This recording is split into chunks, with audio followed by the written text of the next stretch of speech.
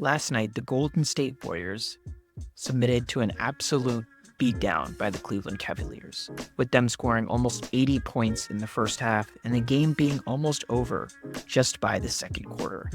But one of the bright spots of this game for the Warriors was Johnathan Kuminga, who maybe had one of his best games coming off the bench for the Warriors, hopefully starting to evolve into that all-star that all Warriors fans want. In this video today, we're going to break down some of his performances and his improvements over these last couple of games that is showcased in this game, as well as, if you stick till the end, one of his highlight plays of this game specifically. So let's get right into it. On this first play right here, Johnathan Kuminga is going to go to the left wing position, and he's going to be guarded by George Niang over here. As he kind of gets to that position, Brandon Podziemski is kind of running this pick and roll with Kevon Looney right on the right side of the screen. You're going to see Brandon Podziemski basically pass it off to Johnathan Kuminga. You notice here that George Niang is not really worried about Johnathan Kuminga at the nail position. He kind of came over to help Brandon Podziemski to bring three to the ball. But actually, I think that's a mistake because the Cavs have seemingly already brought another person to the ball. So essentially, they're bringing four to the ball and leaving Johnathan Kuminga wide open. And George Niang probably doesn't guard this very closely just because he doesn't believe Johnathan Kuminga can actually make this shot. But I mean, that's a silky soft three. And that's definitely a shot that he's going to need to make as we continue for the rest of the season, especially if he's going to get into the starting lineup. We kind of have a similar play right here, except he's guarded now by Isaac Okoro, who's definitely a better defender. But notice right here, as soon as Podziemski's kind of setting the screen, it looks like both Donovan Mitchell and Okoro say that we're not going to go over the screen on Kuminga. And I think this is an important point to point out for the rest of the season. We need Okoro to think that Johnathan Kuminga can shoot the three. Right now, they don't think that Kuminga can shoot three, so they're just going to stay under. They're going to be happy with him taking that shot.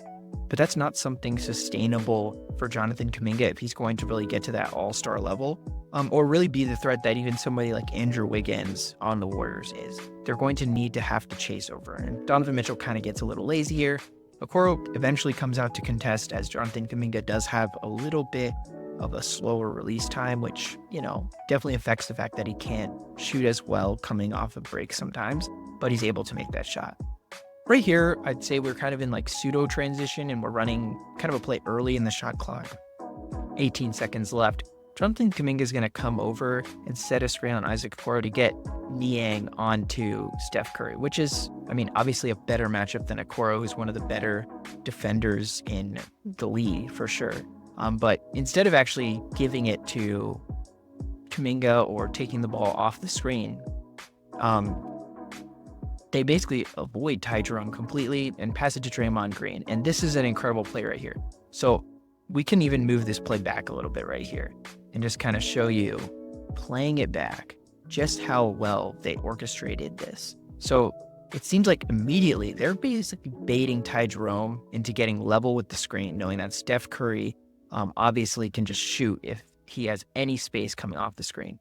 So by Kuminga setting the screen and then him passing to Draymond Green, they already know that the middle of the court will be open. So if Kuminga just cuts instantly into that space right there, he knows that there's going to be a wide open layup for him. And you see that right here as Okoro has to basically maintain level with the screen. But as soon as this pass is there, Draymond Green instantly realizes, oh, wait, okay, I've got to pass here. And this is why the spacing is so important as well.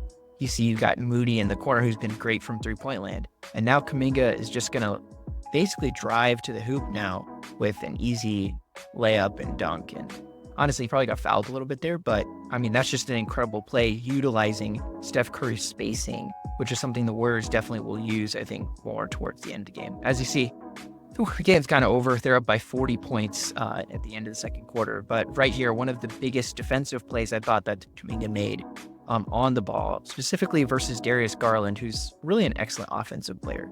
See, he does this like little hesitation dribble, and Kuminga bites a little bit. So I think Darius Garland thinks he can get around him. And the Warriors don't really have any shot blocker or traditional shot blocker. So I feel like opponents think that there's really no threat.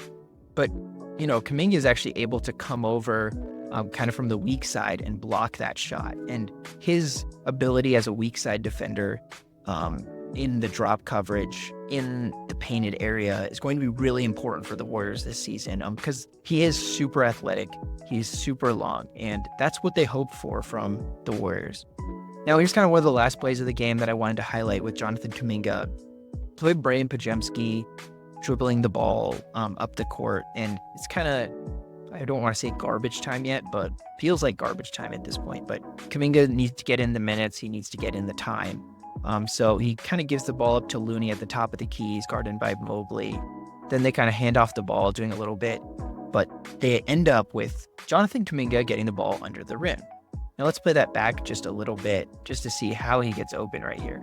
So right here, what you're going to see is Moody's going to once again set kind of like that back screen as he's going to the three-point line. Moody's shot almost 50% from three this year. I feel like the Cavs were more worried about him shooting. But because of the back screen that Moody sets and the spacing that they currently have on the court with Pajemski in the corner and Looney kind of up at the top of the key, it's going to be really tough for anybody to contest by the rim. And it seems like the Warriors made a concerted effort this specific game to try and get the rim protectors, Mobley and Allen, away from the rim so that they could have cuts to the basket using their three-point shooters, which in this case is Moses Moody. And so that's how he's able to actually get open and wide open for that kind of dunk.